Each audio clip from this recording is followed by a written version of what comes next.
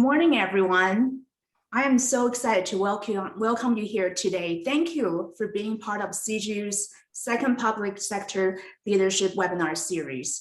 We're committed to bring valuable resources to make positive change in this world, and that's why we're offering this 8-week webinar series to all of you. And with that, I would like to introduce today's speaker, Professor Stephen Gilliland. Professor Gilliland has over 25 years of experience consulting leaders in both the private and public sectors. And also, I've had the honor of working with Professor Gilliland to offer leadership development to our local cities and water agencies. And thank you, Stephen. I know I'm looking forward to your presentations. Thank you very much, Regina, and welcome everybody. So glad you can join us here. The topic we're focusing on today is fair leadership, and it's something that I've been studying now for about 30 years of how do you build fairness into your organizations, into the practices, and how you encourage your people to do this.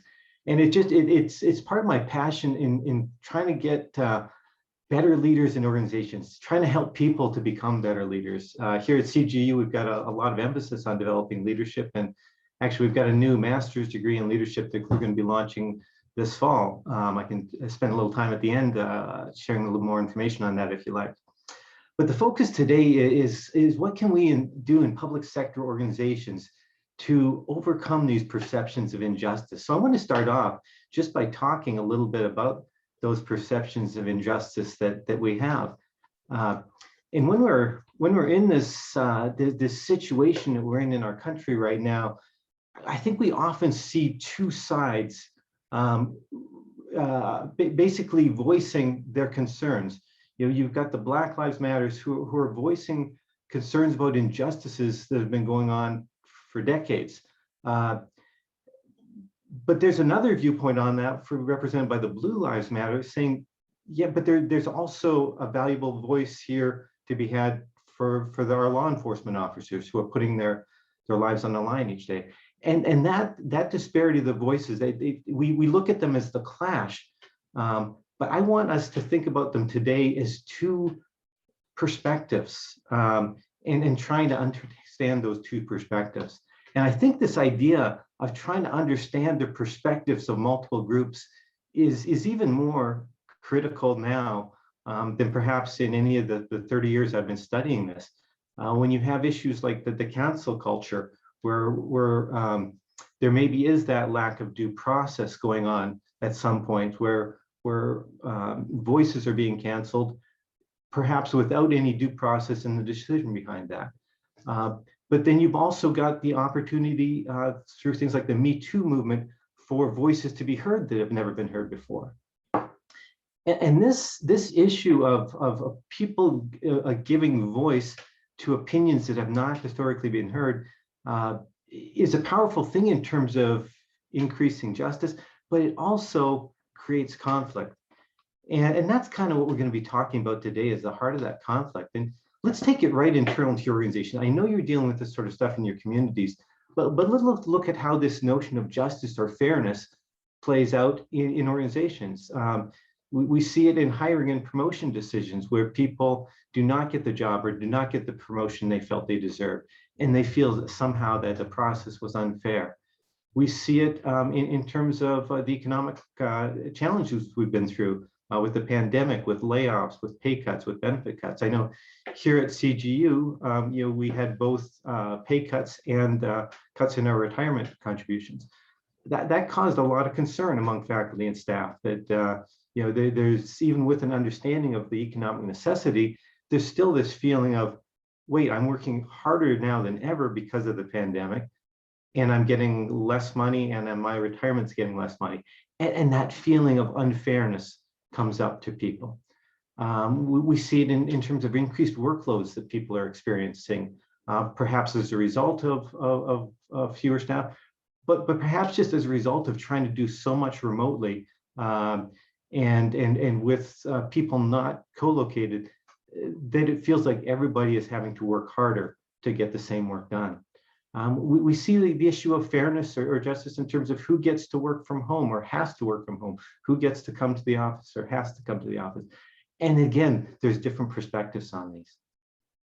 So I think that this notion of fairness and justice, and I'm going to use those terms somewhat synonymously. The idea that if I feel I'm treated unfairly, that feels unjust to me. And so we're going to be using that notion of justice and fairness interchangeably for this talk. I'm going to start off just with this idea of fairness and what actually is it. And I want you to first realize that fairness is a perception. We want justice to be reality. We want fairness to be reality, but actually fairness is a perception. And two people can be looking at the exact same thing and seeing it in very different ways. So fairness is in the eyes of the customer, it's in the eyes of the employee, it's in the eyes of the community member. And I think that discrepancy of fairness, when somebody sees a process and saying, wait, that's not fair, and another person looking at the exact same process is saying, but it's totally fair. There's ample opportunity for people to voice opinions and so on. When we get those conflicting notions, the worst advice I can give you is to try and convince people that they should be looking at it differently, because it simply doesn't work. If I try and say, no, it is 3, not 4, that doesn't fit with your reality. And so arguing against somebody's reality is not an effective way to try and generate fairness. And that's the biggest challenge that we have in terms of managing fairness, is that we see a different perspective on it. We see the right perspective, and the person we're arguing with or talking with sees it differently. And no matter how much we explain it, they don't seem to get our perspective. So it's important to understand where these perspectives come from. I'm going to be talking about where do we get up to these perceptions of fairness. And then in the process of talking about where do we get these perceptions of fairness, I'll give you some tips on how we can manage this, because this is definitely a challenging problem we've got in organizations right now. Definitely in our cities right now, we're struggling with this. But the good news is that there are solutions. There are ways that we can try and manage processes. There are ways that we can lead our municipalities to try and ensure a greater sense of fairness for people. So we're going to be talking about some of those ways too. I want you to think a little bit about the impact, though, of why does this even matter? And I want you to think of this as two sides to a fairness coin. That on the one side, when people feel fairly treated, they're going to go above and beyond. They're going to go that extra mile. They're going to help out people. So that sense of fairness creates a sense of engagement, a sense of belonging, a sense of me wanting to help out the greater good. The other side of the coin, the unfairness side of the coin, is when we feel unfairly treated, we're motivated to get back. We're motivated to somehow restore justice, to somehow equal the balance. And if we can't, we're motivated to leave the situation. So fairness is one of those ones that's motivating on both ends. Both when we're treated fairly, that motivates us to do extra. And when we're treated unfairly, that motivates us to get back. And because it's such a powerful motivator at both ends of the continuum, I think it's one that we in organizations should really be attending to. Let me talk a little bit more about how those effects occur, because it's really fascinating what we've seen through the research on people's reactions to fairness. What we find is that when people feel that their leaders treat them fairly in organizations, they become more engaged. They become more trusting of their leaders. They become more committed to our organizations. They're more willing to help out coworkers. And the interesting thing, where the ripple effects come in, is that by feeling fairly treated, those frontline employees in turn treat the customers more fairly. And those customers feel more satisfied. And they're more likely to recommend our services. They're more likely to recommend our community to others. That word of mouth is a positive ripple that spreads throughout our communities. And it starts from how leaders are treating their people.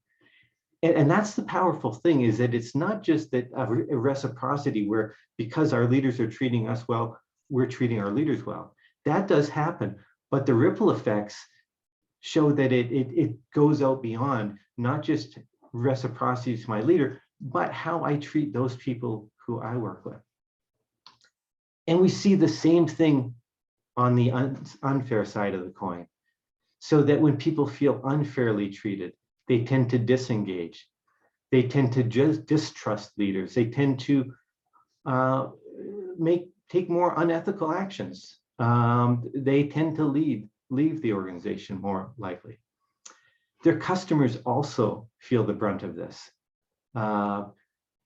When employees feel unfairly treated, they're more likely to treat the customers unfairly. And customers will feel dissatisfied, and customer complaints go up, and our communities start to get a poorer reputation. When I was studying this in a number of different sectors, one of the sectors I studied this was in the airline industry, and came across the story of baggage handlers who would randomly but deliberately pull tags off of suitcases at the airport as they were handling. And that is not getting back at a customer who's treated them unfairly. They don't know even whose bag that is. Who are they getting back at that point? Getting back at the boss. They're getting back at the company. And because they can't get back at their boss or their company directly, they're taking it out on the customers, indirectly getting back at that company, one baggage tag at a time. It's righting the balance. And again, it's not getting back at the person causing me the unfairness. It's getting back at who I can get back at. And so we see these ripple effects of unfair treatment as well. So that's kind of then how fairness has this effect. Let's talk about the dimensions of fairness and where people do see fairness in organizations. And the three areas I want to talk about are the outcome, the process, and the interaction, the way that we implement decisions. So let's start off with that first one, the outcome side of fairness. And that means I'm evaluating fairness in terms of what I receive based on and relative to what others are getting. And the trouble with managing this as a supervisor, as a leader in an organization, is who are people comparing themselves to? So just do this little thought experiment for me. Imagine that you've been put up for promotion, and you've been really hoping to get this promotion. You've been trying for 2-3 years, and you've just heard from your boss that you're getting it. You were just in your boss's office, and they told you you're going to get the promotion, and more than that, you're getting a 15% pay increase with that promotion. And that feels really good to you because you know that typically the pay increases are in maybe a 10 to 15% range for a promotion like this. You're getting the top of that range. So not only are you getting the promotion you want, but you're getting a good raise and you're feeling good. And you're walking back to your office to tell your loved one about this, to share the good news. And as you're walking by your colleague's office, you hear your colleague on the phone talking to somebody about the raise they got. And your initial reaction is, oh, good, they got a raise too. And then you hear the words 22%. And it almost stops you dead in your track. What happened to that good feeling you just had 15 seconds earlier? What happened to that great feeling you had about that promotion and 15% raise? Because of the comparison, because of learning about somebody who got more, now we feel it was less fair. And that's a key principle of fairness, is that it's not so much what we get, but it's what we get relative to that comparison. We're always evaluating ourselves to comparison to others. And I've had a lot of leaders who have tried to argue with one of their subordinates that, yeah, but you shouldn't be comparing yourself to them. They're different. How effective has that ever worked for you? It doesn't work. Again, you're arguing against somebody's belief system, against their beliefs of fairness. So we as supervisors, as leaders, we don't get to dictate who do they compare themselves with. Are they coworkers? Are they in other organizations? It could be even their own past performance. All those are different sources that we compare ourselves to. And as a leader, we don't get to direct that comparison. That makes it more challenging for us to manage these perceptions of fairness. The other thing that it does, though, is because these perceptions are not always accurate. We know based on decades of research that people tend to overvalue their own contributions. So even if you've got a purely balanced system where 4 people on a team are equally contributing, each one tends to think they contribute more than the other. There's a classic experiment with the husband and wives. This was done back in the 70s, but they asked husbands and wives to each independently estimate how much they contributed to the functioning of their household. And yes, there's an imbalance where the wives contributed more than the husband. That wasn't the point of the research. The point of the research was if you add up what the husband thinks he contributes and what the wife thinks she contributes, it adds up to more than 100%, always. Because we over-evaluate our own inputs. And so each person is thinking they're contributing more, it adds more than 100%. You have a team of 4 or 5 people, however many people, you ask them to each independently assess how much they're contributing to that team and add it up, I guarantee it's going to be more than 100%. It always happens that way because people tend to overestimate what they contribute. So if I overestimate what I'm contributing and I'm comparing myself to others, I'm going to be thinking, my natural state is to be thinking I should be getting more because I'm contributing more. That leads to an exasperation of this feeling of outcome unfairness, that I'm not getting my fair share. Problem, right? So what do we do about that? How can we try and deal with that? Well, one of the things we can do is to proactively try to align the expectations ahead of time. Try to get people's expectations of what they're likely to get within that range of plausibility. And we talk about this as a zone of tolerance between what would be adequate treatment and what is our desired level of treatment. And if we're in that zone of what's adequate, be up to what's desired, people are going to feel that was okay. That was not unfair. It's when we get below that adequate level of treatment that people start feeling unfairly treated. So the more that we can try and align expectations of what people are likely to get. If somebody's not likely to get a promotion, let's explain that. If workloads are likely to go up, let's explain that. If that pay cut is likely to last 3 or 4 years, let's explain that. The more that we can align those expectations up front, the less the reaction is going to be, this is unfair. Here's the big one though. The aligning expectations can help, but here's the big one. Here's your golden ticket, the one that can really help you out in terms of managing perceptions of fairness. And that is something that's called the fair process effect. And it turns out that if we don't get the outcome we want, we don't get the promotion we want, we don't get whatever it is that pay, whatever it is that we didn't get that we wanted, if the process was fair, we're more likely to accept that outcome. That doesn't mean we're happy. That doesn't mean we're glad we didn't get the promotion, nothing like that. But it means we're accepting it of it. And by accepting it, we're going to stay engaged and we're going to stay committed to the organization. So that fair process effect is really a powerful tool for us to manage these perceptions of fairness. How do we create a fair process? 2 key ways. One is get the input of those who are impacted. That opportunity for voice into a decision, that opportunity to appeal a decision. Both those are powerful ways that we can be getting, showing people that they matter. And in some ways that input is, that voice is really an acknowledgement that you matter. And there's even some research that shows that if I have a voice in a situation, even if that voice did not impact the outcome, there's still a mild positive. It's not as good as having ability to impact the outcome, but just having that voice, having our day in court, having that opportunity to voice our concerns is a powerful part of the process. The second one is that our decisions should be based on accurate, relevant information. That means a lack of bias. That also means a consistency across people and across time. And the more inconsistent we are, the more people are going to feel the process is unfair. So Joel Brockner at Columbia University wrote this book a few years ago called The Process Matters. And he's really went through about 30 years of research on the fair process effect. And it's so interesting to see.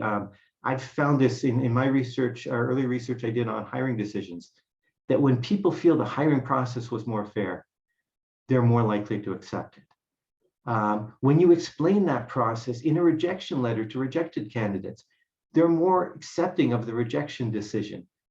So that fair process effect, it occurs in so many of the organization decisions that we make. There's also something of an unfair process effect too.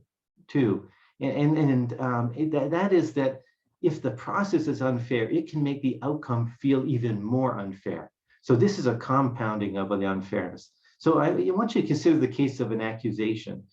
In the view of the accuser, I was wronged by this person. What this person did to me was wrong. That's outcome unfairness.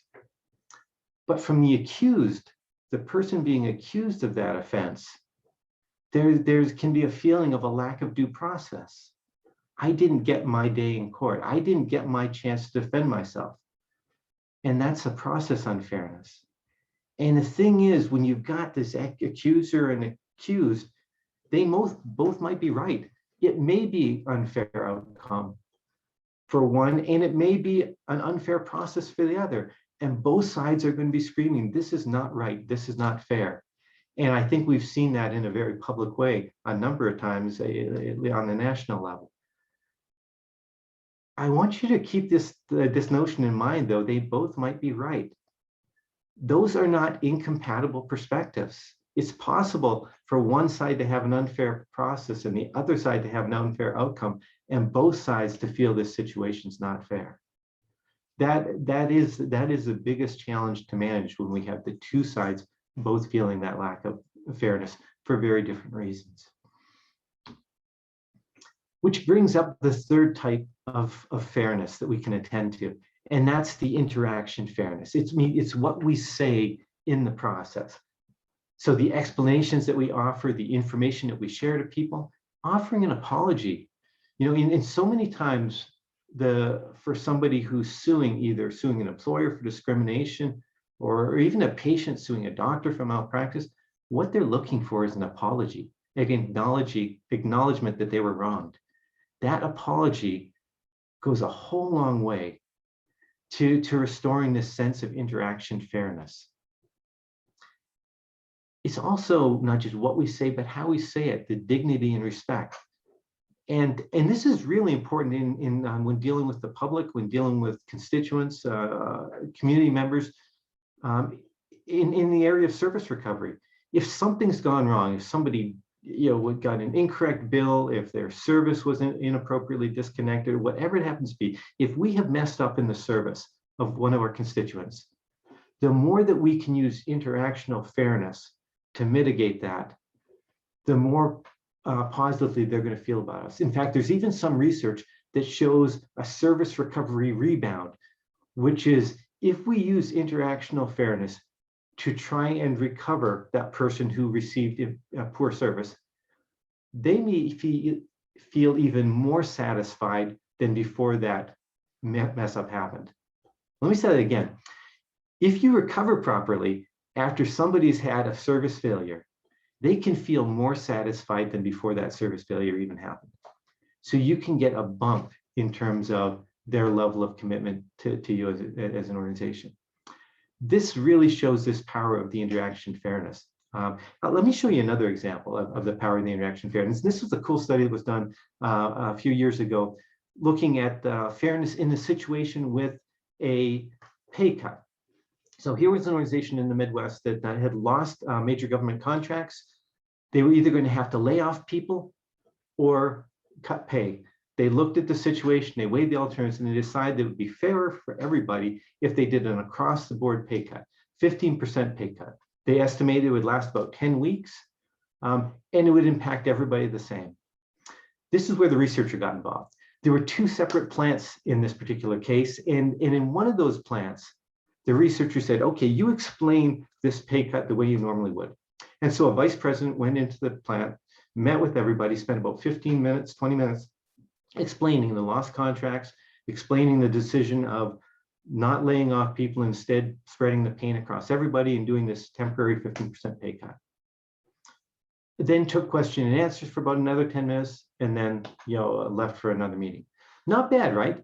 They explained outcome fairness, that everybody's being treated the same, process fairness, that they evaluated different outcomes, did different decisions and came up with this particular outcome. So it seemed pretty good. And there was an explanation. All that seems pretty good. So I call that the okay explanation plan. In the other plan, the researchers worked with them to kind of soup it up, to do a better job of it. The president, rather than the vice president, went in. The president spent about 45 minutes talking rather than 15 to 20 minutes, saying a lot of similar things, but with a lot more empathy. Is this going to hurt? Yes, it is. I know you have house payments. I know you have car payments. You've got school payments. I know you've got these issues. And I feel your pain, and we're all in this together. I'm taking the 15%, you're taking it, we're all in there together. We're trying to balance this so that pain is spread. Essentially saying the same stuff, but doing it with more detailed explanation and more empathy. And then spend maybe about another 40 minutes answering questions after that, saying, I'm here with you, I'll answer your question as long as you need. That's the only difference in these two plans, okay? They're both getting the same pay cut. Now, here's the cool, here's the fun stuff. So then we take a look at what happened to theft in these plans. You got theft prior to the pay cut, and you've got theft during the pay cut. And if you look at that group that received just the okay explanation, that theft level more than doubled during the pay cut. Why would that happen? Because it's fairness, right? It's fairness. You cut my pay, I take home a drill press, we call it even, right? It's all balanced, it's fair. It's writing that balance. But when we offer that greater explanation, when the president came in and spent that additional time, look at the impact, at how it really mitigated. Yeah, there was a little bump in the theft, not nearly as much as in the other condition. The only difference in these two plans was that the nature of the explanation. Pretty powerful, right? Let's take a look at turnover. Because the other way that we're going to deal with a situation like this, we're going to find a new job. Okay, you can cut my pay 15%, I'll find a new job. And with that okay explanation, we saw a big jump from averaging about one turnover per week up to 12. We didn't see that jump in a high explanation condition.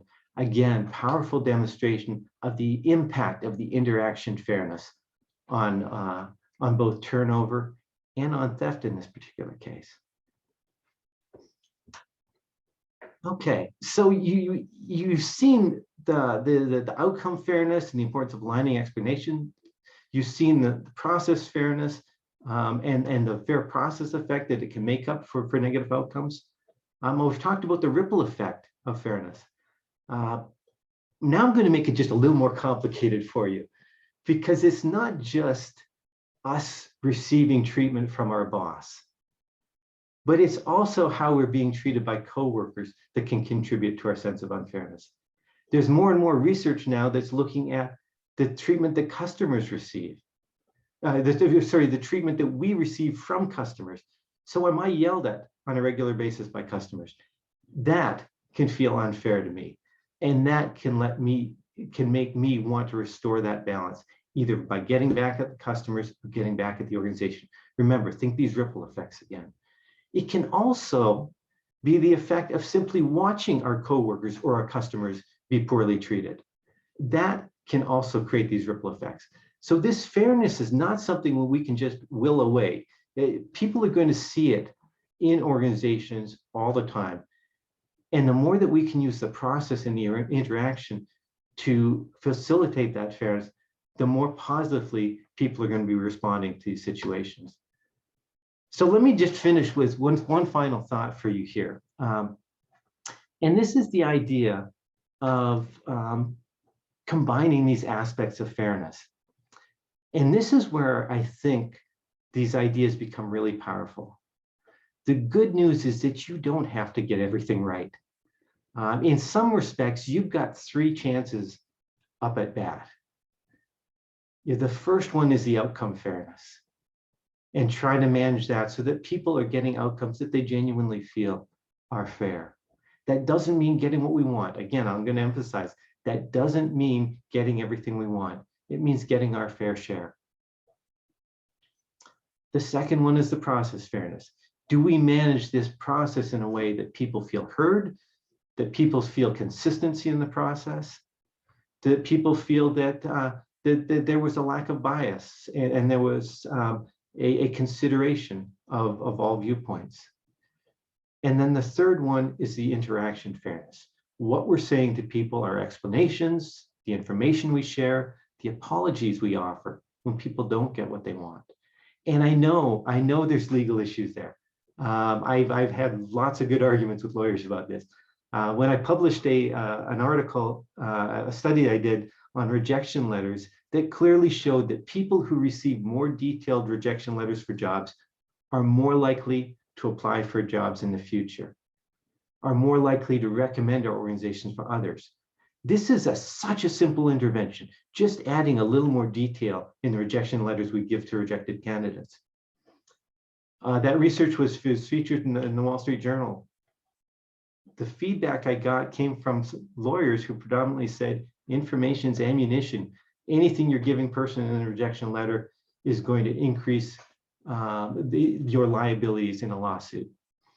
And my counter to that is, yeah, but offering that information in a rejection letter is less likely to lead to a lawsuit. And that's what the research has shown. And some of the research we've done, it looked at who goes into the EEOC to file discrimination claims, and even more important, who's willing to pursue and persist in those claims. What is their commitment to pursuing those claims? It takes one thing to walk into the EEOC and file a claim. It takes something else to persist and see it through. What we found is that the people who are likely to initiate that lawsuit and the people who are likely to persist in that lawsuit are the ones who've been failed on all three counts. The outcome was unfair, the process was unfair, and the explanation, the interaction was unfair. And that combination of the three levels of unfair with the three strikes, that leads to that overall perception of unfairness, and they want justice through the EEOC. If the organization just got one of those right, the outcome, the process, or the interaction, just one of those right, the chances of a lawsuit decreases dramatically. To me, that's the good news in this story. You've got three chances to get this right. And if you can get just one of them right, you're going to mitigate the worst of the reactions. Now, my goal is to try and help you get all three of these right, to try and create fairness around all three of these, because that's where we see people going above and beyond. Remember the two sides to the coin? That's where we see the fairness side of that coin really start to shine, and people going above and beyond and doing the extra. So, concluding thoughts for you: attend to the outcome fairness as much as possible. You can't give everybody what they want, but try and show them that it's going to be fair. Try and set that expectations for a fair outcome. The fair process effect. If that outcome is going to be negative to some people, ensure that there's some sort of fairness built into that process through input, through consistency, and so on. And on the third level, especially when you're communicating a negative decision, you communicate it in person, you communicate with empathy and understanding, you offer that apology when appropriate, because all those sort of things are going to increase the interaction fairness. Pretty simple, right? I'm going to stop sharing here and take some questions from you, because I see we've got some questions. Rosina, we got some questions there? Yes, we have about 4 questions so far. And thank you for those that have submitted your questions. And please, we have about 15 minutes or so, so please ask your questions through the Q&A feature. The first question we have is, how do you reconcile fairness and equity? And that is also tied into other 2 questions. Another one is that, how do we do when we know the process is not fair? And as we know, sometimes Caucasian males are promoted being over women of color. Asian females are the least likely group to be promoted because of the bamboo ceiling. And the person says that I can educate managers, but it does not make the system merit-based. So we also have another question asking that, I'm not sure that treating everyone the same is fair or equitable. If the CEO's pay is cut 15%, she may not even notice, but if the janitor's pay is cut 15%, she may be homeless. And they want to hear your thoughts on these equitable questions. Such good questions here. And that's, to me, that's why I've spent so long studying this topic. It's so fascinating. Let me take the one about, I think the last one first, because my mind goes like that. So the last one first, in terms of what about the consideration for some people versus that consistency of treating everybody the same may actually be treating some people unfairly. And I agree. To me, I call this the consistency consideration dilemma. The fact that if I'm treating everybody the same, I'm not offering that sort of individual consideration that's so important as a leader to provide to your people. So how do you do that? How do you provide that individual consideration to some folks, but try and ensure this consistency? To me, the way that you do that is that the consistency is in the access, consistency is in the approach, but the outcome may vary depending on individual consideration. So in the case of that study I gave you with the 50% pay cut, maybe it was not the most fair to do it across the board. When we did the pay cut at CGU, those that were at the top of the pay bracket got the greatest pay cut. And as you move down, it was a smaller and smaller percentage pay cut. So that if you're below a certain amount, you didn't get any pay cut. That graduated, I think, is a more fair system. And it takes into effect more that individual consideration about what was the impact on people. The fact that people with the higher pay can afford to take a bigger cut because there's going to be less of an impact on them. The principle, though, in something like that, the process was consistent. Now, the percentages vary depending on level. That doesn't mean, fairness and equality are not the same thing. That doesn't mean that everybody has to be treated the same in terms of outcome, but the process is consistent. If my employer had instead said, some of you are going to get a 7% cut, some of you are going to get 0, and managers get to decide, that's going to feel unfair, right? That's going to feel unfair because now we're allowing inconsistency. We're allowing potential individual bias in there. But if we're using a process that is consistent across everyone, even though people are getting different amounts, to me, that's ensuring that process fairness in there. I know that was one of the questions. Another question I think you had was in terms of the equity versus fairness. And that's a really important one. I'll give you just a quick concept here. And again, this is why this stuff is so difficult to manage. But sometimes we want to be treated like all other people. We want that, and you can think of benefits like this, that should I get better benefits because I'm a higher paid employee than a lower paid employee? Should I get better health care? No, that doesn't seem right. It seems like something like fairness, we should all be getting the same in our organization. Now, should I be getting a higher pay increase because I performed better than somebody who didn't do their job? Yeah. So in some cases, I want to be treated differently than other people. And some parts of our organizations are set up particularly to have individual. When we talk about reasonable accommodation, people who need reasonable accommodation, that is providing fairness for them by treating them differently than anyone else.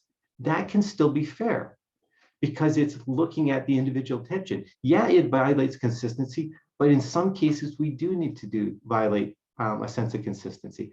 You'll note that depending on what we're looking at in organizations, this fairness can mean different things. I said that one of the key principles of process fairness was to give people a voice.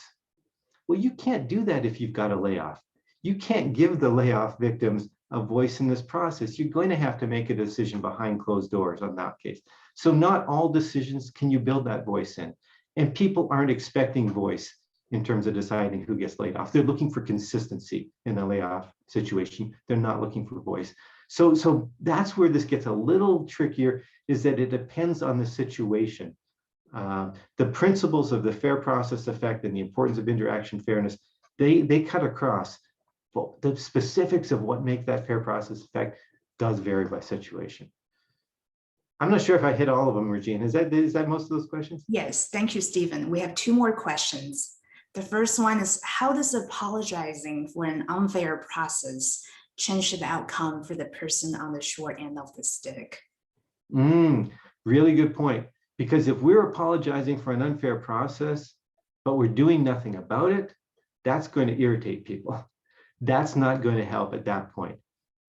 You can't simply say sorry and do nothing about it.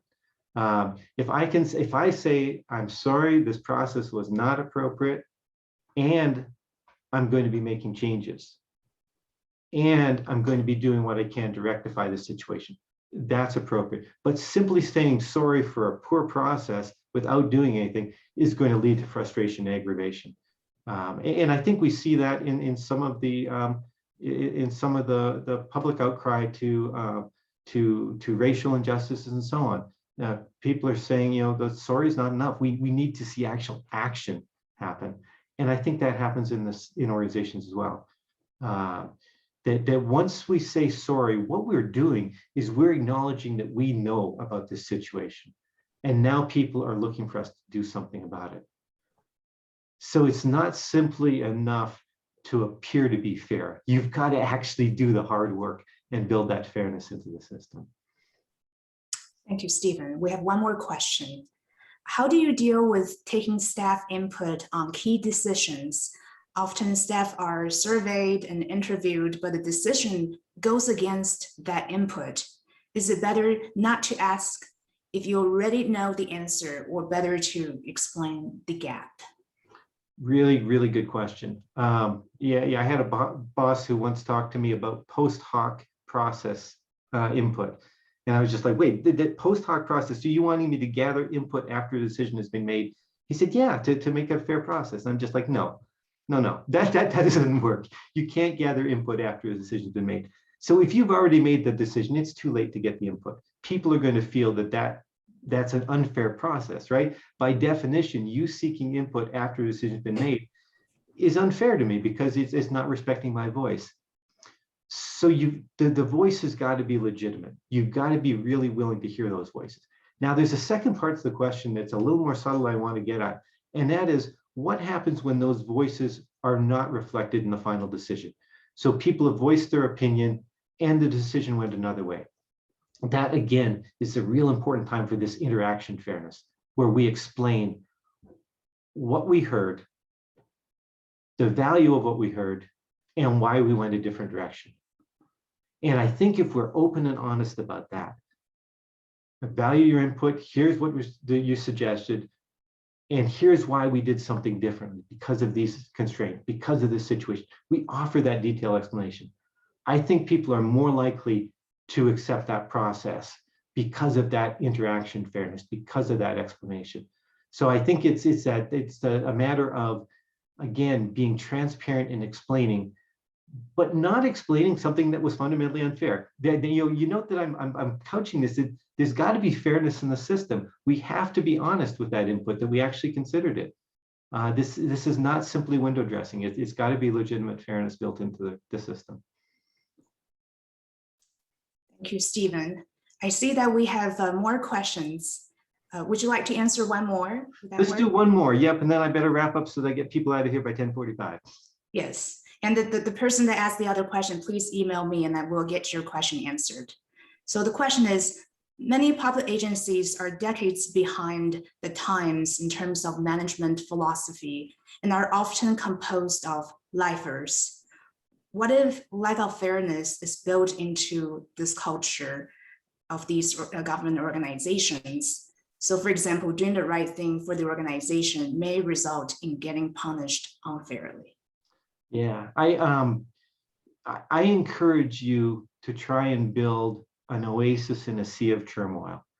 And what do I mean by that? I mean that even if my overall organization is unfair, I think I can create a team or a department where fairness reigns supreme. And my job as a leader of that team or that department is to try and buffer my members from the unfairness of the great organization. Yes, I'm going to work within the system to try and change that fairness to the organization, but mostly what I'm going to be focusing on is creating fairness in my team. If I treat my people fairly and they're getting fair process and good explanations, they're going to feel this oasis. They're going to feel that this place is different, this team is different, this department's different than the broader organization. I think when you do that, you are actually creating culture change from within. Because if I can do that and I can inspire other team leaders and managers to do that, we're going to start to create this fair process that's going to bubble up to the organization level. Yes, it's going to take time. Yeah, the lifers are going to slow this down, but we're going to be recognized. I guarantee if you're one of those leaders who's created an oasis of fairness in your organization, you're going to be recognized. That word is going to get out there. Fairness spreads. The word of it spreads. So I encourage you, even if you don't feel your organization fundamentally embraces it, you embrace it. You embrace it through your interactions with your coworkers, embrace it through your interactions with customers. You can start to make that change one person at a time. I really feel you can. Thank you, Stephen. Thank you so much for your presentation and answering these questions. And audience, I want to thank you for being here. There's so many great questions. Please email me if you have more questions that you want answered. We'll make sure we get them answered. Next Tuesday, we'll return to talk about how to create belonging through equity and inclusion with Professor Cindy Gilliland and Dr. Pomina Carter. So stay tuned. We'll see you next time. Thank you, Regina. Thank you, everybody. And just another shout out to, if you want more information on our public sector leadership programs, whether these are online or customized in-person programs or MA in leadership, reach out to Regina, reach out to me. We'd love to share what we're doing here. Thank you, everybody. Appreciate all your time today. Thank you.